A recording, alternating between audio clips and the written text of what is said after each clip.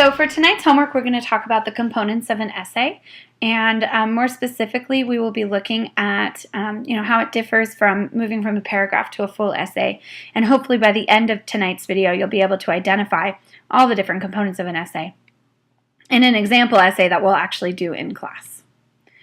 All right, so what I've got here is an example essay that I'm going to read to you, and then we're going to answer some very basic, simple questions on it.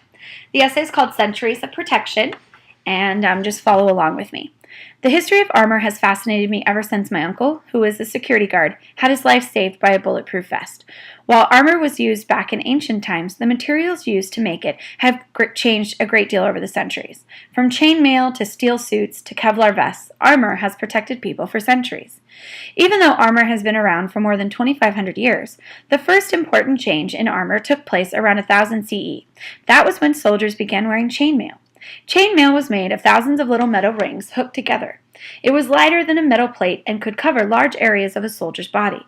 However, chainmail was not perfect. It did very little to stop the impact of a blow from a sword. The chainmail wearer still could be injured or killed. The next type of armor, the steel suits worn by knights in the 1400s, was a step up from chainmail.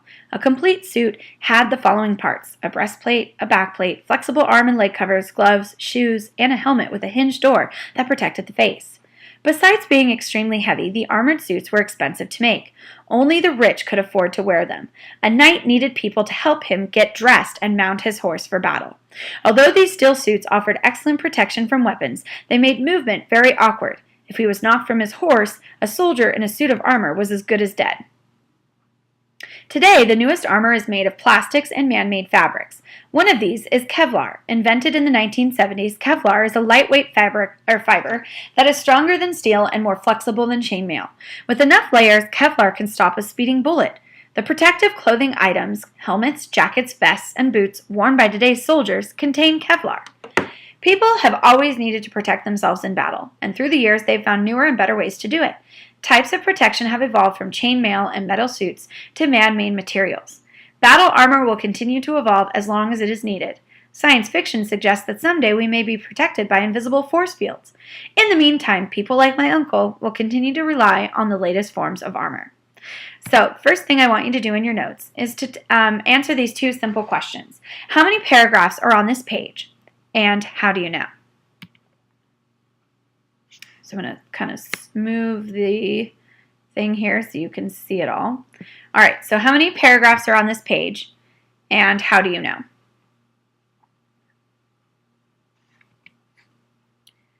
Next, look at paragraph 3. How many sentences are in paragraph 3? And how do you know? Pause the video and count and answer the questions. All right, in your notes, I want you to make a simple table. And don't worry, you can pause the video if I go a little too fast. I want you to draw a line, actually a couple of lines, and then we're going to separate it a little bit more like that. Go ahead and pause the video if you need to. Okay, we're going to name these columns: components, single paragraph, and then essay. All right, so to start with, in an introduction, in a paragraph, it's called a topic sentence, but in an essay, it's called an intro paragraph with a thesis. So two different things. The components, the body sentences in a single paragraph, and in an essay, you have body paragraphs 3 or more. Finally, a conclusion. In a paragraph, you're going to have concluding sentences, and in an essay, you're going to have an entire paragraph. So we're moving and expanding on all of these details. Okay, so let's take a closer look. In an intro, you should have a strong thesis statement or an advanced topic sentence. You should try to include a preview sentence. This is where you're going to list in order the main ideas you're going to talk about in the body of your paper. And then any extra interesting information, background info. This is sometimes called a hook or a lead. Now, all of these can come in any order. So you could do something interesting at the beginning and then include your thesis statement. You could even include your thesis statement at the very end of the paragraph. It doesn't really matter. This is up to you and how you want to structure the intro.